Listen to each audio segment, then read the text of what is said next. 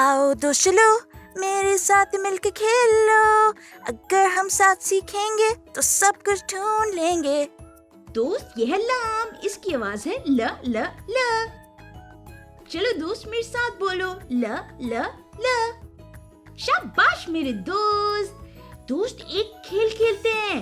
दोस्त आज हम सांप और सीढ़ी यानी स्नेक्स एंड लैडर्स खेलेंगे। हमने गोटी को बारी बारी सिर्फ उसी खाने में रखना है जहाँ लाम से शुरू होने वाली चीज बनी हुई है। दोस्त इसमें से कौन सी चीज लाम से शुरू होती है? इन दोनों में से लाम से क्या शुरू होता है? शाबाश दोस्त, लट्टू ही लाम से शुरू होता है, इसलिए हम गोटी को इस खाने में रखेंगे।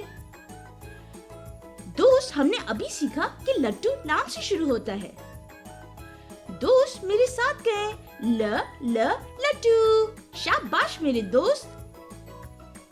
लट्टू एक बच्चों का खिलौना होता है जो मुख्तलिफ रंग और साइज में आता है। लट्टू को खेलने के लिए इसको एक बार घुमाना पड़ता है और फिर वो देर तक खुद ही घूमता रहता है। दोस्त क्या आप लट्टू से खेलते हैं? आओ दोस्त अब दोबारा एक खेल खेलते हैं।